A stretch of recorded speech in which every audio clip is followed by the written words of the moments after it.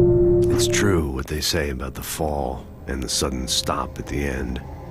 I'd lain here in the snow while the lurid chain of scenes that had led me here kept playing in my head. A rerun of my own private snuff movie. A memory of my corpse. Alone at my own wake. Thinking in metaphors again. The femme fatale was gone. Only a sour taste remained of the kiss that killed me. This was a late goodbye.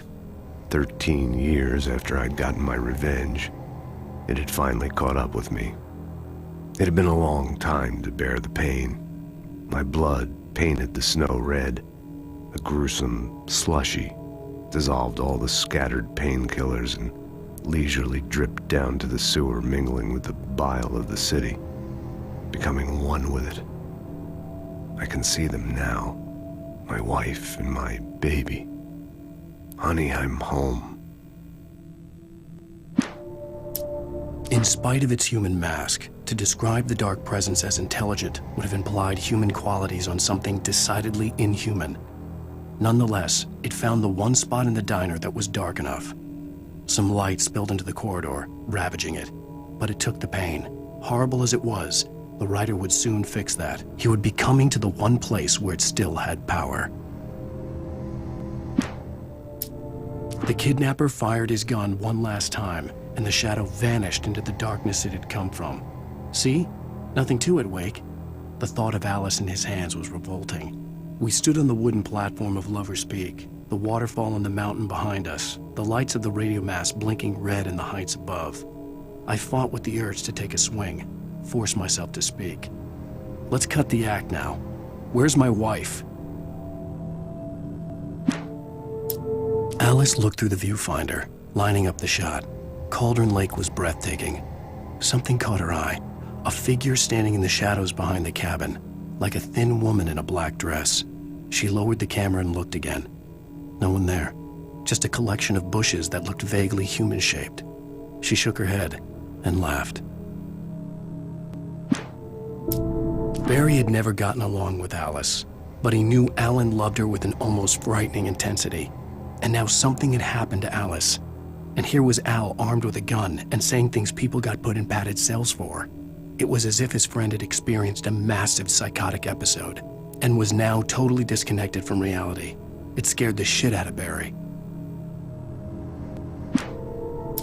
The air in the visitor center was heavy with an awful smell, as if some rotten drowned thing had crawled up from its grave. Rusty kept coughing blood. My eyes were drawn to the twisted shape of his broken leg. The attack had been vicious. Max whined in his cage. Rusty's eyes were wild with fear and terror. He gasped. "Mr. Wake, it happened just the way it was on that page." The visitor center was sturdy, but the impact turned the front of the building into splinters. Rusty was thrown across the lobby like a rag doll and hit the far wall hard. It didn't hurt until he tried to move and saw his leg bend the wrong way, felt the broken rib stabbing him on the inside. Rusty howled in pain and fear, suddenly afraid to die alone. At the last instant, I changed direction and threw myself down. The axe splintered the trunk of a tree. I stumbled into the pool of bright light. My lungs burned. I was too exhausted to move. I tensed as I waited for the killing blow, but it never came. I raised my head. Nothing moved in the darkness beyond. For the moment, bathed in the cold light, I was safe. In that last instant of consciousness, Rusty thought about Rose. He was older than she was. Rose was barely out of her teens, but she made him feel young and forget what a train wreck his long-dead marriage had been. He still wore the ring. He'd been waiting for her to tell him to take it off. Now she never would. I turned the corner, afraid of what the flashlight's beam might reveal. Suddenly, a roughly painted symbol of a torch glowed in the light. Behind it, hidden by a rock, sat a battered metal trunk. It was here for a reason. Packed with supplies, batteries, flares, ammo. Things you need to make it through the darkness of the night. Something left behind by someone who knew what I knew, and more. Agent Nightingale didn't want to be in Bright Falls. These little communities revolted him, and he didn't like the trees or the coffee. He now knew that impossible horrors lurked behind the storefronts and smiles. He desperately wanted to turn the car around and just drive until he passed out or ran out of road and booze. But he had a job to do. He had a rider to catch, at any cost. On more than one occasion, Alice had tried to explain to me how it felt to be afraid of the dark. To her, darkness wasn't simply the absence of light, but something more tangible than that. It was something you could touch and feel. Worse than that, it was something with a mind of its own, something malicious and malign. For her, things changed when they were wrapped in darkness. They turned into something else, something foreign, and nothing was safe or innocent anymore. I'd never really understood what she meant, until now. The night had been one desperate situation after another. I was exhausted, and my body felt as though it had been chewed up and spat out. The flashlight was heavy in my hand, and each pull of the trigger sent a painful shock up my arm. But I was finally out of the woods, and things were looking up. That's when I heard the chainsaw.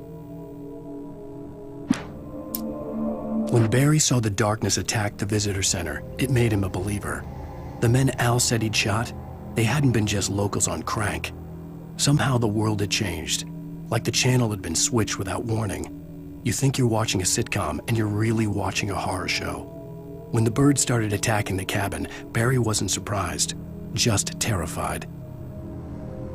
The FBI agent's command froze me in place. I considered surrender. It was all falling apart anyway. I could give in, let someone else deal with it, but it felt all wrong. Call it instinct, his posture, the way he held the gun. He was no friend. Shots ringing in my ears, I leaped for the hole in the fence and stumbled into the darkness beyond.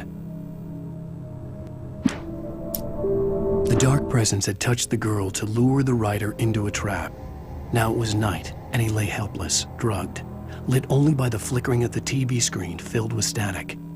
Shadows coalesced in the room as the dark presence leaned close to the rider, ready to touch him again. Back to work, boy. Rose knew that Rusty was in love with her, and she liked him too. She liked him a lot. He taught her to dance, and life had certainly taught her the value of a man who was gentle. He treated her well, made her smile, made her feel good. But Rusty wasn't the prince of her dreams, and that tended to underline the unbearable truth. She was no closer to that Hollywood magic than he was. Nobody in Bright Falls seemed to know where Al was, but Rose, the waitress at the diner, had seen him. From what Barry could tell, Al pretty much fell off the face of the earth when he left the diner. Rose was just the kind of fan that Al hated, but she really tried to help. She was smart too, knew a lot about what was going on in the town, knew a lot about Al, even knew who Barry was. Barry liked her. That was no big surprise. When it came to women, Barry and Al rarely saw eye to eye. Sarah didn't care about the legal threats Wake's agent had made. She let Wake go without argument, because there was something about him she couldn't quite put her finger on, something that reminded her of her father. She didn't think Wake would hurt his wife. Then she thought about the way he waded into Hartman, that hair-trigger rage flaring up without warning. The logging site was a mess. The modular office had been pushed off the cliff. Deputy Thornton climbed up from the wreckage excited, breathing hard from the exertion. Nobody there. It's weird. Don't you think that's weird? Bored, Mulligan let out a mighty snort. Hell, it's always weird, Thornton. Just a question of sorting out what kind of weird it is this time around. Shadows stirred and the wind picked up as I ran through the forest. I felt the dark presence turning its gaze toward me. Then the moonlight was blotted out by dark shadows that raced violently across the ground, moving too swiftly to be natural. Darkness gathered between the trees and melted again to reveal the Taken. No natural path had brought them here. There was no misunderstanding. Cauldron Lake was where Alice and I had stayed, but there was no cabin and no island. I was missing a week. What had happened to me? What had happened to Alice? I had to get her back. I couldn't face life without her.